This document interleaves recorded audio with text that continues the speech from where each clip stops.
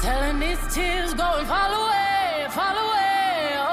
King Tier 3 back with another video, and this is season 1 and episode 15. I'm probably honored to be with this amazing, wonderful person to hear their story. Please introduce yourself. Oh my goodness. Well, Mr. Worth, my name is Christine Cosentino, and I'm an ELA teacher here at Roth Junior High School. Okay. This is our last episode for 2024 and our last episode of season 1. I feel so honored. Oh my gosh, this is so exciting. So I do have like a little trailer of what season 2 is gonna kind of look like, our new intro. So we'll play that in there somewhere right after our intro. But I do have a few things that I want to say. What's going to be happening in season 2? In season 2, we will have like a couples week for Valentine's week, and it's going to be where we have couples where they come tell us their story and how they met. That week is going to be called not what's your story, but what's our love story. Since we will be kind of starting around Black History Month, we will be hearing from different Black creators and to see what struggles we went through and hear a little bit of the history of them. I'm excited to be at the end, and I'm thankful for y'all for being here from episode 1 to episode 15. So, are you ready? I'm ready. Okay, so we normally do this thing called Agape Question. It is our sponsor. Now, Agape is another word to say love. It's a wonderful, wonderful app my cousin had created. So the question is, if you could relive any day in your life, what day would it be? I would relive, oh my gosh. I just flashed to like 96 different days at once, but the day I would relive is the day that I gave birth to my son. Yep. The one that lives in Ohio? The one who lives in Ohio, because only in Ohio, right? Okay, so we're going to get into our real questions and real interview. Are you ready? I'm ready. Okay. Timmy, I've been waiting for this moment. I have been waiting to be asked for an interview for like ever. So I'm so excited. Go for it. What do you got for me? Okay, what is your biggest passion in life? Oh, wow. Okay. My biggest passion in life right now is probably teaching. I think that it's funny because it was something that I never expected to do in my life, but once I started doing it, became sort of a passion project as well as a job and a career. So I think that's really my passion. Okay. How do you define success? Okay, that's complicated. Success, I think, is all about satisfaction with where you are in your life while you're there. Okay. I feel most successful when I feel comfortable with where I am at that moment, because we evolve and change all the time. And so if I'm comfortable with where I'm at that moment, I feel successful. What is your favorite childhood memory? Oh, goodness. Jeepers. Wow. Can we come back to that one? Sure. I'm seriously, like, I can't think of anything right now. I'm thinking of like holidays and the one thing that pops into, okay, I got one. It may not be my absolute favorite because I've had many, many, many awesome memories. Mm-hmm. Where do you define childhood, first of all? Give me an age range. Well, I would say you graduate at the age of 18 and you start school around the age of 5. So Somewhere between 5 and 18? yeah. Oh, Lord. And we All right. could barely remember what happened before you were 5. Right. So, okay, so I remember one, and because it's a holiday season, I'll give you this one. I remember when I was a kid, I loved to have Barbie dolls. Loved my Barbie dolls. And even the really nasty ones that we'd, cut their hair, and we had tried to put makeup on them with like Sharpies, and I mean, these things were like... What's Your Story is an amazing show that I Wait. Have you heard about this new app called Agape? Oh yeah, I heard about that. That was the app that I had interviewed my cousin with. Yeah. Agape is an app that helps you feel close to people you care about most. Every day it sends you personalized daily questions to spark meaningful conversations with your friends, family, or partner. Don't wait until it's too late to invest your relationships. Download Agape right now. Go ahead and download the app. Show them that you download the app.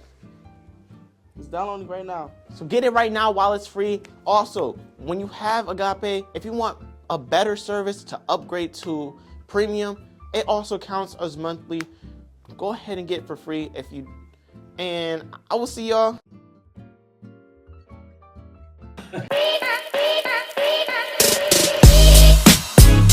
So my name is Tylese Dorsey Patros. Today's guest, please introduce yourself. Hey, I'm Omar Hussein. I'm the new principal at Raw Junior High. Let's go. Here with Christian Cruz. and who am I here with today? Dr. Wendelman. This is Kemper. I'm one of the assistant principals at Roth Junior High. My name's Trisha Frenzy. I am Michelle. Who am I here with today? You are here with Dr. Mullen. My name's John Bryant. This is Kadisha Okudili, and I am Mr. Dominic Piacentini, and I work. My name is Mrs. Charles. Hi, I'm Tiffany Leader. I am Mr. Spalding. Okay.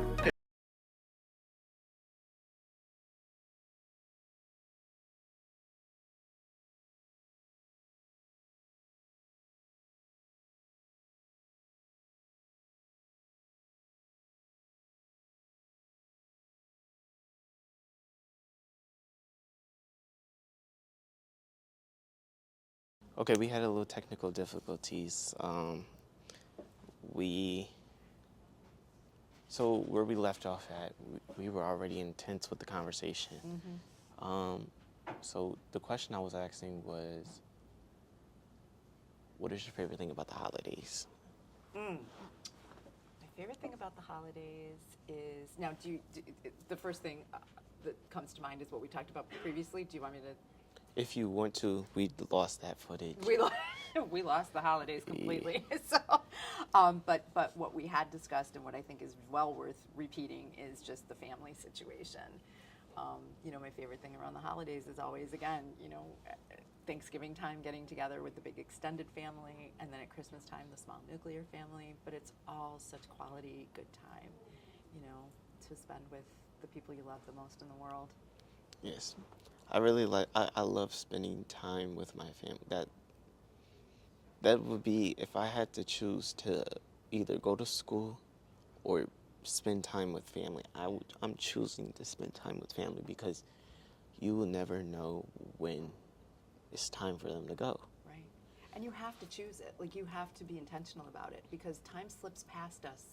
It's like you'll be doing something in your day and you'll look up at the clock and go, oh my gosh, how much time has passed, and you don't realize it, And in your lifetime, that happens too.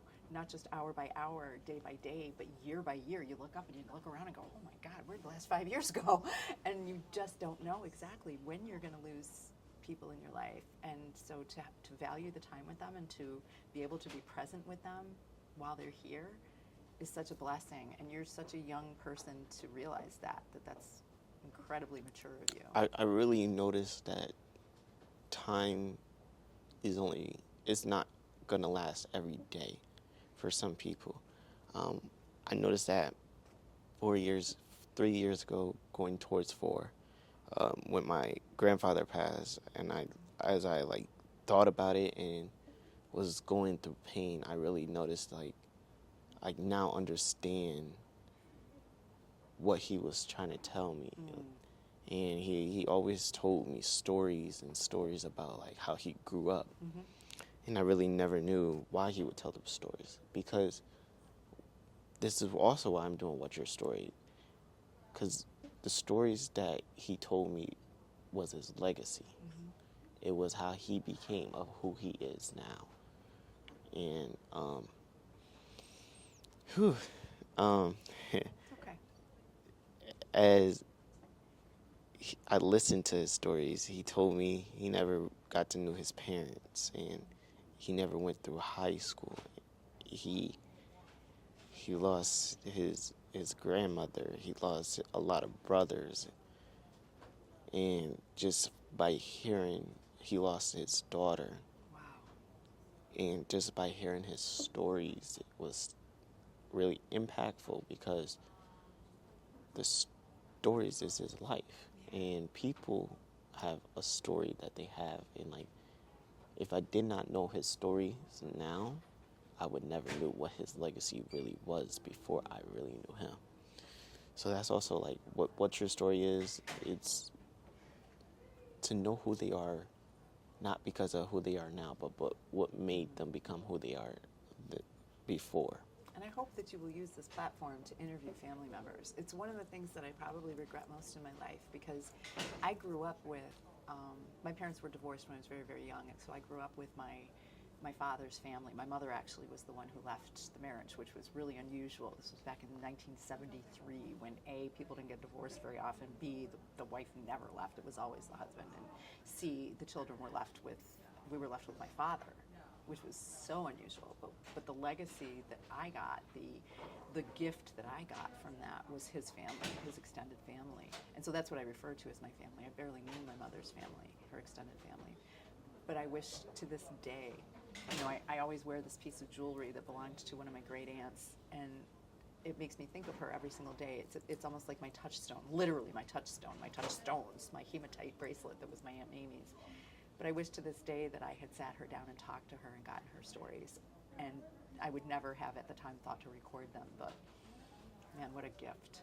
What a gift that would be. It's a good thing to be able to know, because people will be saying like, oh, this person was so amazing. I wish you... It's like, how? How do you show the next generation? Right. How do you show your kids who these people were in your life and their legacy? You can repeat the stories as you remember them, but you won't see it. Yeah, what a gift to hear their voices. Right. Whew, man. Right? Whew. You okay, buddy? Yeah. Yeah, this is good. Good stuff. What is your biggest fear and how do you overcome it? Oh my gosh. What is my biggest fear? The one that I dream about is walking into a classroom completely unprepared. That is literally the one that I have nightmares about, and I wake up in a cold sweat. I've come to school. I don't know my schedule. I don't know where I'm supposed to be. I walk into a classroom with like, and we're not talking like a normal classroom of 20 to 30 kids. I'm talking like a lecture hall of 500 kids, and I walk in and I'm like, oh, and I have no idea what I'm doing. My biggest fear, my biggest nightmare, I wake up in a cold sweat every time. Mm-hmm. And not just at the end of the summer. This comes to me like on a reasonably regular basis. That is my anxiety dream, worst dream. So staying organized. Right? Yes. Organization is the key to a happy life. Yes. Yes. How do you find happiness and what brings you joy? I have a great deal of happiness, again, spending time with my family, my nuclear family, my son, because he's away at college. When he comes home, I'm just overcome with joy. I know that's cliche and it's what everybody says, but it's the God-honest truth. I have a lot of joy and a lot of peace when I go to church. I mean, like a weird amount of peace and joy when I go to church. Like, I'm not a sleeper. I'm a very anxious, high-strung person. No kidding, right? And I don't sleep very well, but the minute I walk into church, I'm like, You feel in a safe zone. I feel safe and overcome with peace. It's amazing. I really started having a relationship with God, my religion, when I came back to Rochester and I started going with my grandfather. And I really it became more stronger and stronger every year. And like, when I think the reason why things happen is because it's a way to show you what you are gonna have soon. So when you lose something, I always say when one door closes, another one will open. Absolutely. And I look at it as like, you may lose your dog, but God might have something better for you. Not saying that they were a bad person, but they were saying it's their time. It's time. It's well, their every relationship serves a purpose right, for a time. Right. It it's stands what you need when you need it, and then you need to move on to something else. Right. That's what I would really say. I became really stronger with God over the few years. Yeah. What is your favorite way to express your creativity? Oh, goodness. You know, that's tough because and I know this is going to sound really stupid, but I've done things like I love to do pottery. I love to throw pots on a potter's wheel, which is hilarious because I stink at it. But I still enjoy doing it, and it makes me, it's a creative outlet, and it's a lot of fun. And I enjoy it even though I'm not great at it, which is really the ultimate, right? That you reach for is, you know, I would do it even though I stink at it, you know? I don't, it's funny, I don't cook, I don't garden, I'm completely undomesticated, 100%, but I enjoy painting, like I've gone to painting classes, I enjoy that a lot, and I enjoy writing a really good lesson plan. I am not gonna lie. I like reading a book and figuring out all the intricate parts to it and doing the analysis and creatively coming up with lessons. That's what Okay, so I do have 2 questions for you. Okay. Since you are an ELA teacher. Yes, sir. The first one is, what is your favorite quote or mantra?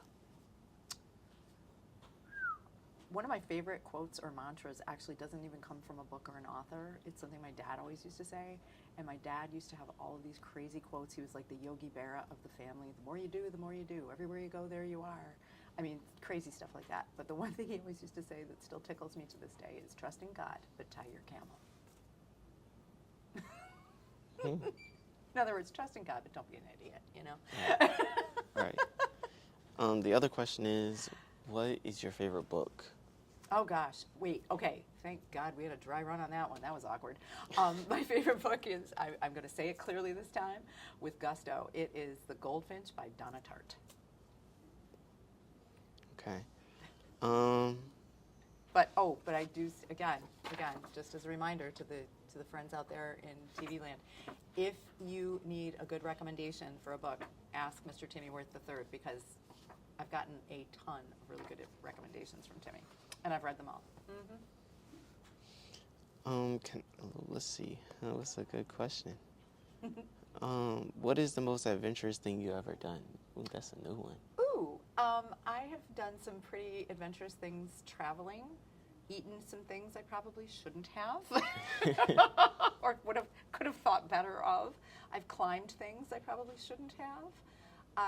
I've done some adventures traveling. I've been to some really interesting places in the world and just enjoyed adventures in those places.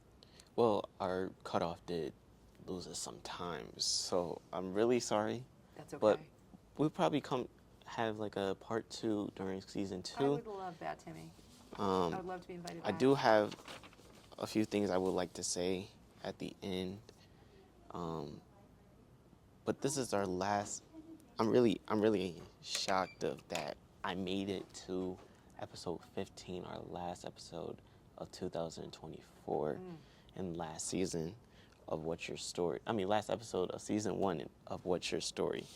So I do have a few things that I want to say. I wrote it down. First thing I would like to thank everyone for watching and making it to the first season of What's Your Story. And I want to thank the team of Kingdom Productions, our new label that we are working in. Elijah Durkee as my editor and Khadijah Okodili as my manager. I would also like to thank Rush Marietta School Districts for letting me use their cameras, lights, and staff, for letting us use their time also. As we end this year in season, we will be back in 2025.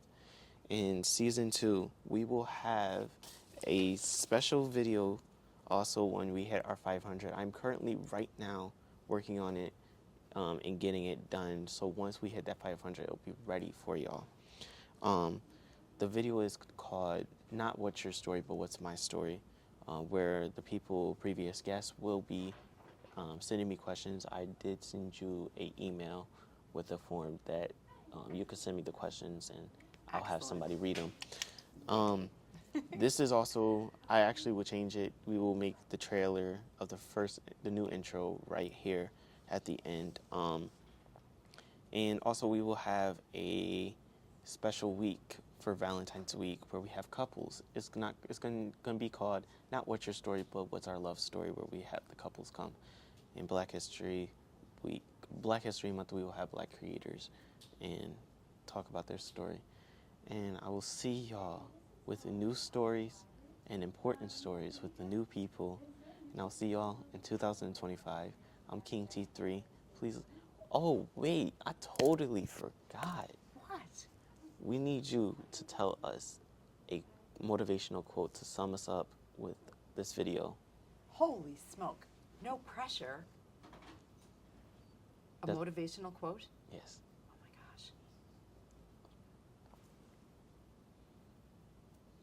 gosh. Oprah Winfrey. Put on your own oxygen mask before putting on anyone else's or assisting anyone else with theirs. If you can't breathe, you can't help anyone else. That's what they be telling us on the airplane. If they tell you that on the airplane, Oprah Winfrey used to say, I don't know if it was originally hers or what, but back in the late 90s, she said it, and it was so profound, it was like, oh my God, she's so right. You can't help anybody if you have no oxygen of your own, so put on your own mask, take care of yourself, do for yourself, feed yourself, nurture yourself, respect yourself, and you'll be able to help other people in the world.